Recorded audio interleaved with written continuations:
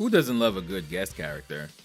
Sure, some people might see them as taking a spot on the character roster over someone that's actually from a series associated with a given fighting game, but let's be real. Guest characters happen because they sell copies. For every person that might have turned their nose up at Soul Calibur 6 because, say, I don't know, Lizard Man wasn't playable, at least 5 more people might have given it a shot because of 2B. It's great for cross promotion. It often gets people not invested in a certain series to maybe give it a try if someone from an IP they do care about is in. And a lot of the time, the developers are often fans of said guest character, and their inclusion usually ends up being a noticeable labor of love. From some guest appearances, we've gotten neat shared universes, clashes between characters some folks thought would never share a screen, and some have even led to the birth of entirely new beloved series all their own. With the advent of DLC especially, guest characters are more prevalent than ever, and if my entire channel wasn't already a sign of my bias here, I have something of an affinity for these kinds of crossovers. Geese in Tekken, the Ninja Turtles in Injustice, Terry in Smash, that's the good stuff. But this video isn't about them. Anybody can do a video on guest characters, and a lot of people have, and quite thoroughly at that.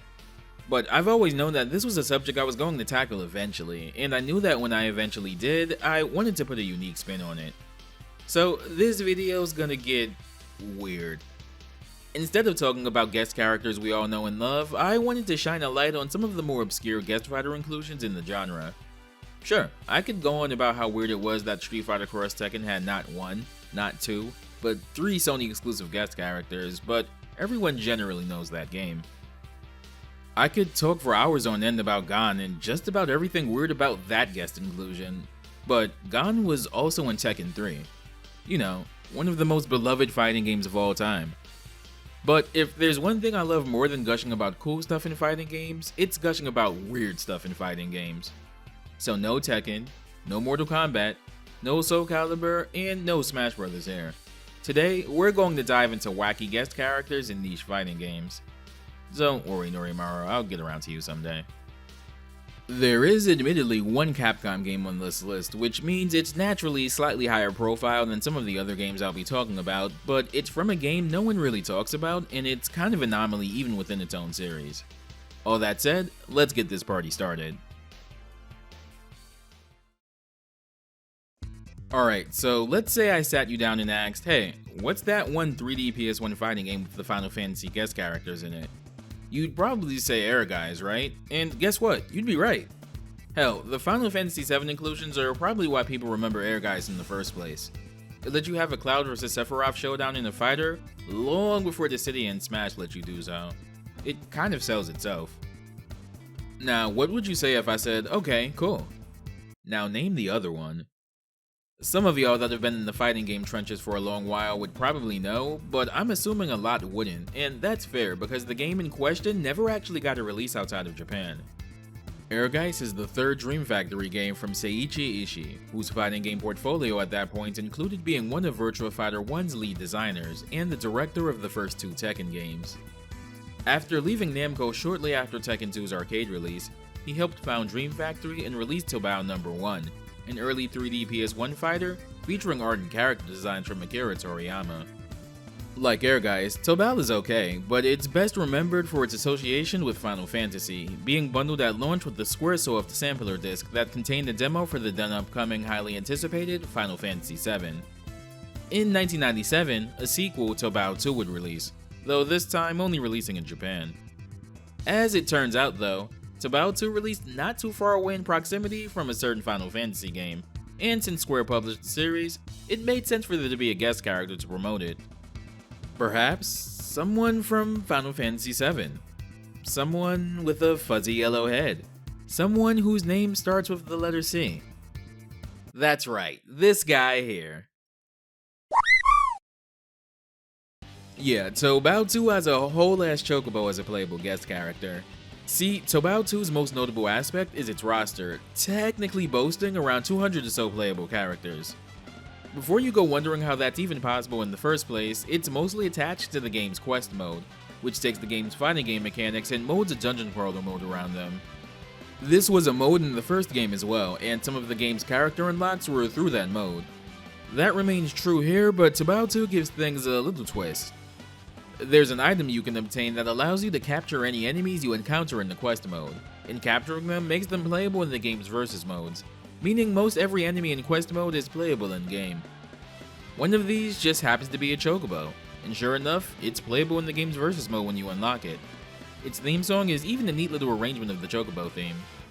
It has an admittedly small moveset, but can you name any other fighting game in it with a playable chocobo?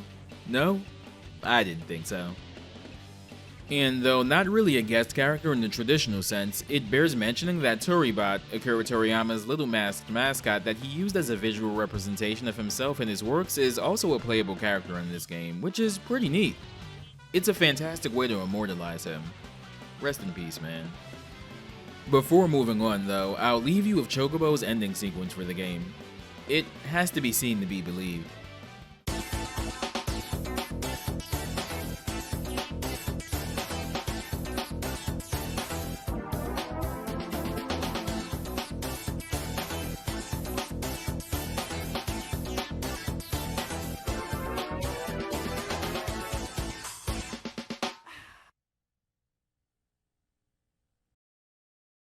Hey, so while we're still talking about PS1 fighters, remember Battle Arena Toshinden? Before Tekken, before Soul Edge, and before that one awful Star Wars game, there was Toshinden. It's pretty shabby by today's standards, but Toshinden was kind of a big deal when it launched, due to being the first big 3D fighter out on the PlayStation at the time, and it looked a lot more appealing to people over the Saturn's rushed but still functional Virtua Fighter 1 port. Toshinden got 3 sequels down the line, though none ever managed to reach the same popularity as the first game, especially with the rise of higher quality competition like Tekken. While Toshinden is most closely associated with the PS1, it did show up on other platforms. There's the 2D Game Boy version that unironically holds up better than the home console versions, as well as 2 Saturn ports, Battle Arena Toshinden Remix and Battle Arena Toshinden URA, or Ultimate Revenge Attack. Remix is a port of the PS1 original with some new content like a story mode and an additional secret boss character, while URA is kind of an alternate sequel to the first game using Toshinden 2 as a base. The Game Boy game basically reimagines it as a 2D sprite-based fighter, and it plays very similarly to Takara's previous Fatal Fury Game Boy ports, but also included Uranus from Toshinden 2 as an unlockable character as well. The first game also got ported to PC, based primarily on the PS1 version, allowing for higher resolutions and control over the visual elements of certain stages. Unlike the PS1 and Saturn versions of the game, which were published by Sony and Sega respectively outside of Japan, the PC port was published by Playmates Interactive, the video game publishing arm of Playmates Toys. You might not know them by name, but you do know some of the series they once had access to. They played a large role in the rise of Shiny Entertainment, known for games like Messiah, MDK, and most relevant to this video, Earthworm Jim. It's funny to think about now, but Earthworm Jim was kind of a big deal for a short time in the mid-90s. I remember watching my oldest sister play the Super Nintendo version of the first game a bunch as a kid. Hell, I'm sure she still has the cartridge around somewhere. And I have some vague memories of it being one of the first Kids WB cartoons I ever watched. Since Playmates owned the character and he was still reasonably popular then, I guess it makes some sort of sense that they stuck Jim in as an unlockable guest character in the PC port of Toshinden 1. As it turns out, this was part of a deal Playmates made with the series license owner Takara. Playmates would handle the PC port of Toshinden 1 as well as all subsequent PC ports and take over publishing duties for the second and third Toshinden games on PS1, while Takara would publish both Earthworm Jim games in Japan. Cross-region publishing deals like this sound wild, but were, and in some ways still are, pretty common even today. For example, Capcom for a time would localize and publish all of the Grand Theft Auto games between 3 and 4 for Rockstar in Japan.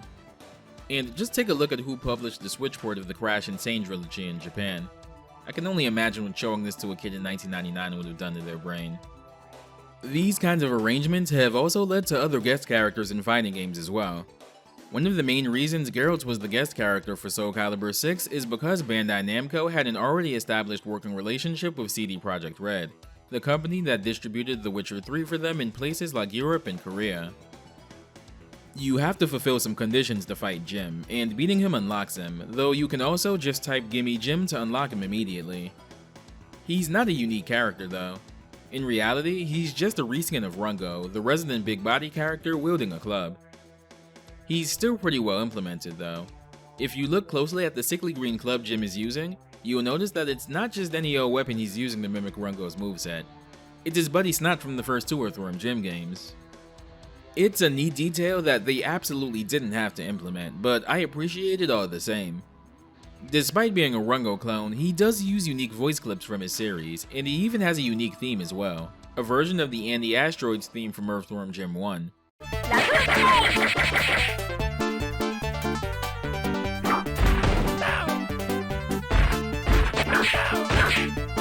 Hey, honey. Jim's also a guest fighter in Clay Fighter 63 and 1/3 on the Nintendo 64, alongside Interplay alumni Boogerman. Before we move on, one last Toshinden note. The series would end up getting a Saturn-exclusive spiritual successor developed by Nextech, the company that ported Toshinden to Saturn in the first place, called D-Xhird. It plays like a more polished Toshinden mixed with the caged-in stages of fighting Vipers. It's an interesting game. Thor High Heels goes over it a bit in their video about obscure 3D fighting games, and I highly recommend watching it. I bring this game up because it has a guest character of its own, Eiji, the main protagonist of the Toshinden series. I guess when it comes to fighting games, you either die in obscurity or live long enough to see yourself become a guest character. Though I guess it's fair to say Toshinden somehow did both. Hey, so since I brought it up, this is the perfect time to talk about Fighting Vipers. Fighting Vipers is more or less the sibling series to Sega's Virtua Fighter series, featuring enclosed arenas, an armor-breaking system, and more exaggerated, over-the-top fighting styles as opposed to Virtua Fighter's open arenas and a real-life martial arts influence. It's definitely the more experimental series compared to Virtua Fighter's more traditional elements, and in a lot of ways that goes for its roster too. Fighting Vipers has everyone from high school juveniles, a construction worker aspiring to be a military woman, a guy that fights with his skateboard, and an evil mayor that dresses in an elaborate snake costume. The game's developer, Sega AM2, would go on to develop Sonic the Fighters, as well as the Saturn-exclusive crossover fighter Fighters Megamix, and as it turns out, both of those games owe at least a bit of their existence to something hidden in the code of the original arcade release of Fighting Vipers. A presumably bored Sega AM2 programmer working on Fighting Vipers spent their spare time adding extra characters as a small joke, two of which were Sonic and Tails. They're not playable by normal means, can only be accessed with some hex editing, and some of the assets associated with them are garbled, but they're mostly functional. This little joke born of boredom apparently got to Yu Suzuki, who brought it to one of the game's lead stage designers Hiroshi Kataoka, who then showed it to Sonic team head Yuji Naka, who actually thought it was kind of hilarious. So much so, that he actually gave Sega AM2 his blessing to develop the game that would become Sonic the Fighters. Sonic the Fighters also has something of a minor guest character itself, kind of bringing this whole thing full circle. The initial arcade release of the game also had a dummied out character, Honey the Cat, who's essentially Honey from Fighting Vipers reimagined as a Sonic character. Honey herself was already pretty cat-coded in Fighting Vipers, right down to her idle stance positioning her hands like the paws of a cat, so it actually kinda works. Leftover code referencing her existence was initially found in the port of the game featured in 2005's Sonic Gems collection, but her model data had been scrubbed from the game entirely. With knowledge that she once existed in the code though, it was later discovered that she also existed in the original arcade ROM, and with a unique model at that. The story could have ended there, but things took a pretty incredible turn in 2012, when Sonic the Fighters was re-released on Xbox 360 and PS3's digital storefronts, as part of an initiative to re-release Sega games using the Model 2 arcade hardware. On top of also getting online netplay, the most interesting aspect of Sonic the Fighters' release was that Sega AM2, who handled the port, actually took the incomplete data they had for her and fully incorporated her into the game as a playable character. She largely borrows from Knuckles' moveset, most notably having his advancing glide move, and a handful of Amy's attacks, some of which were renamed to reference Honey's own attacks in Fighting Vipers. She's also notably the only character to have her own Player 2 color palette for mirror matches. not only referencing an Easter egg from the CG intro in the Sega Saturn version of Fighting Vipers, but also Honey's own Player 2 color in that series.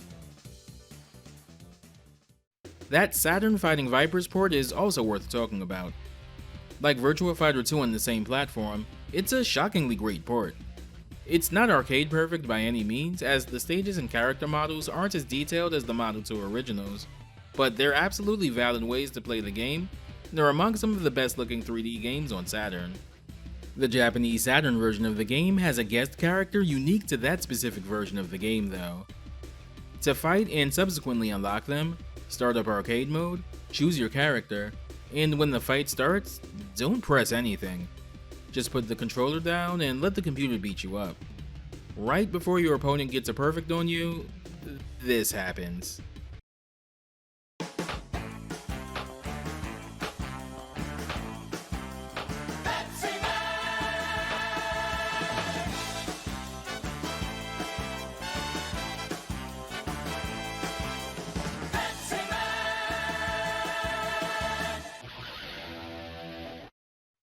Pepsi Man was basically the mascot for the Pepsi brand in Japan, being featured in commercials that usually have him delivering ice-cold Pepsi refreshment to people in need, though he usually gets injured in some hilarious way in the process.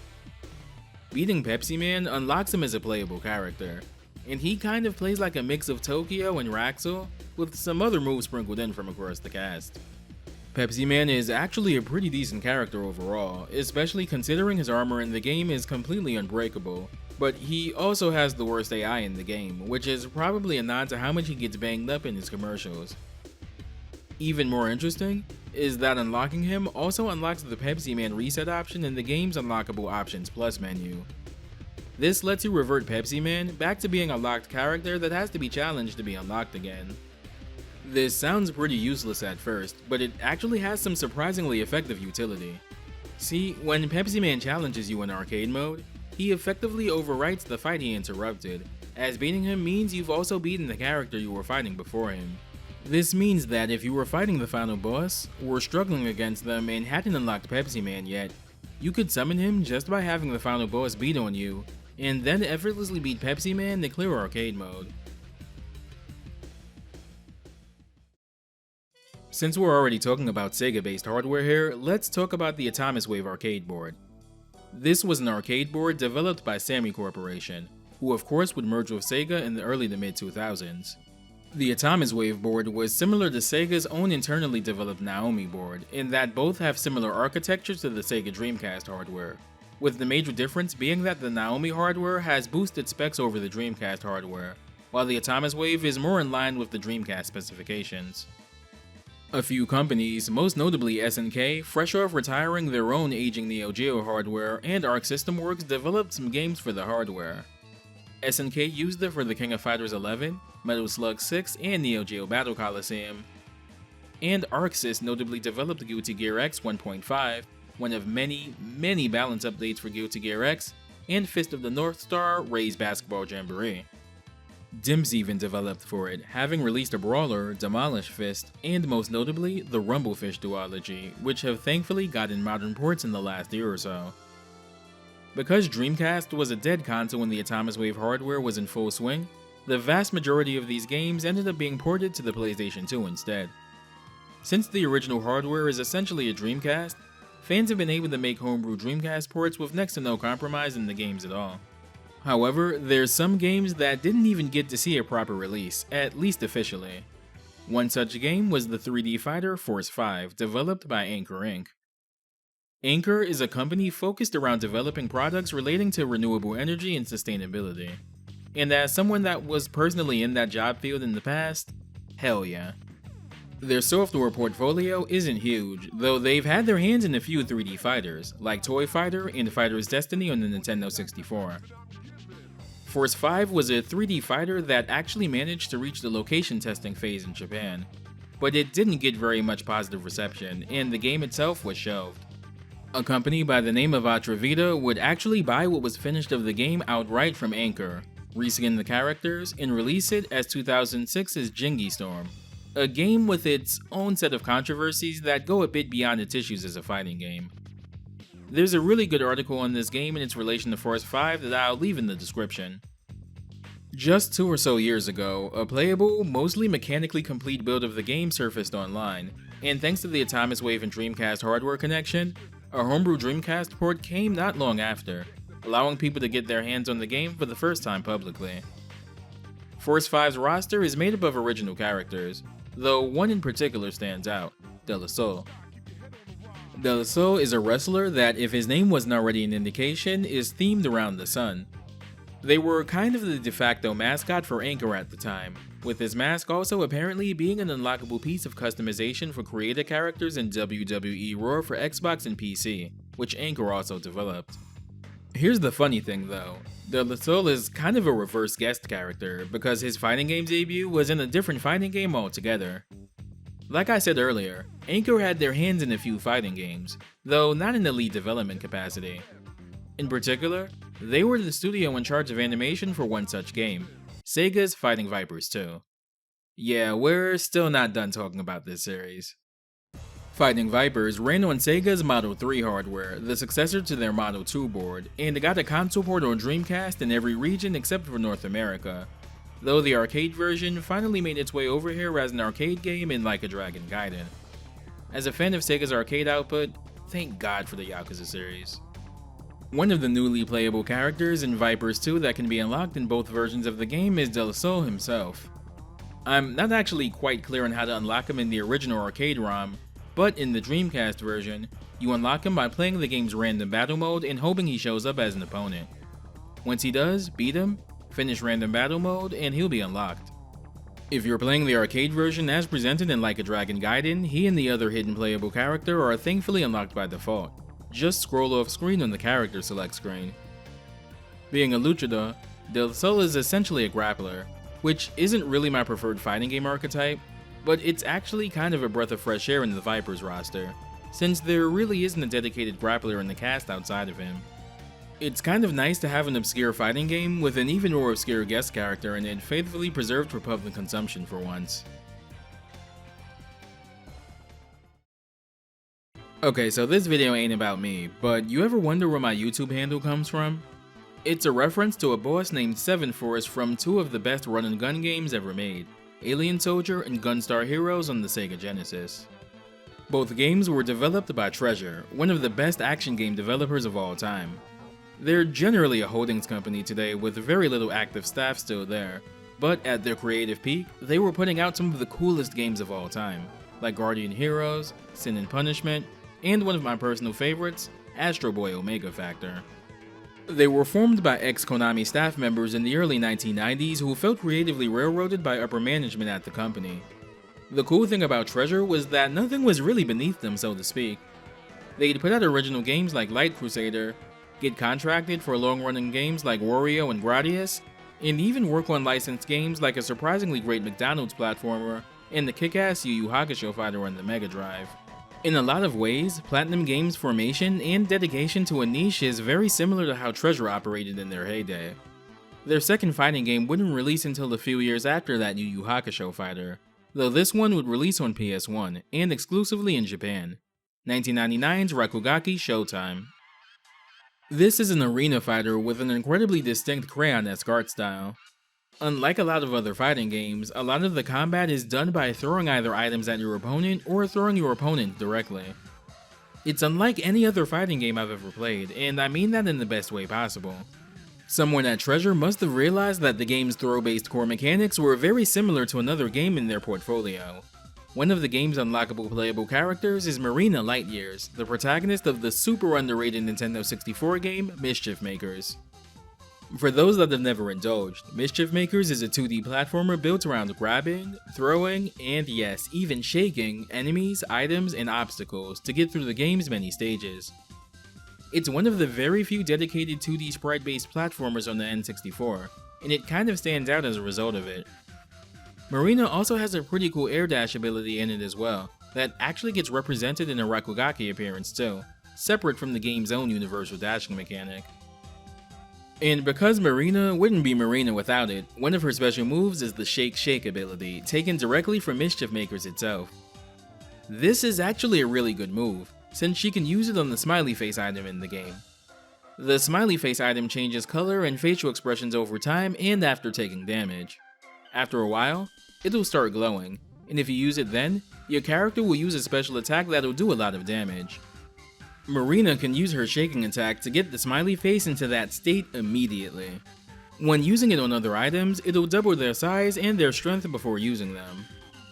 Sometimes, certain characters just mechanically make sense in a fighting game. I'm glad someone saw that in Marina here. Also, play Mischief Makers, it's a good game. Onimusha Blade Warriors is a fascinating game. It's Capcom's not-so-subtle attempt at a Smash Bros.-esque platform fighter. I feel like this series was probably the last one they should have tried to attempt with this, but hey, what do I know? This actually has a story mode, and it takes place between the events of Onimusha 2 and 3. You can even unlock an exclusive character if you have save data from the third game on your memory card. The roster is predictably made up with Onimusha characters, complete with mainstays like Samanosuke and Jubei to random jobber enemies from the first two games. What a weird roster. Speaking of weird, beating the story mode once unlocks one of two guest characters, Mega Man EXE. Yeah, I don't know why he's here either. But he's actually pretty fun. He sticks out like a sore thumb, but because the game's entire conceit itself is kind of weird, it just kinda works. It's funny seeing him use guns and baseball bats though. One really neat addition for EXE specifically involves his unlockable styles. Level him up enough in the story mode, and you'll unlock his ground and bug styles from Battle Network 3, which actually alters his moveset a bit. His additional colors are also references to the styles from Battle Network. Yellow for Team style, green for Shield style, and red for Gut style. Beating the game with EXE and getting far enough in the Phantom Realm trials unlocks Zero in his Mega Man Zero incarnation, and yeah, he's super good in this too. Because I'm pretty sure that Zero being super good in literally every game he's in is just an unspoken rule among game developers both in and out of Capcom. Like EXE, Zero also has two unlockable styles that can be used, based on Proto and Ultimate form from Mega Man Zero 2. His colors also reference Zero 2 forms, blue being Power form, yellow being Energy form, and green being Defense form. When Zero's at low health, he even does his low energy animation from Zero games. There's even a neat little remix of Departure from Zero 2 for Zero stage in this as well.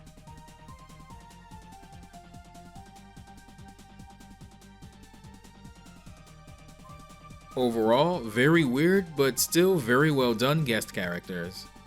I almost feel like there's a neat basis for a Capcom-themed platform fighter here, but they'd have probably never lived down making that instead of a traditional versus game. Hopefully, this video has put you on to some of the more eccentric guest characters out there in fighting games. There's still others I could have covered, like Iori and Reese from Trials of Mana and that Million Arthur fighter, or Silveria from Valkyria Chronicles and Dengeki Bungo Fighting Climax.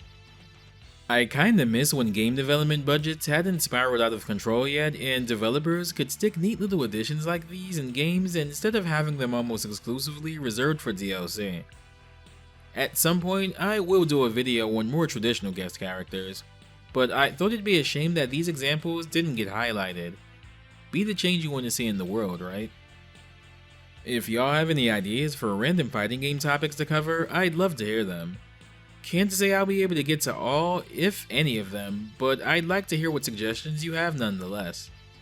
Until then, take care, stay safe, and I'll see you next time.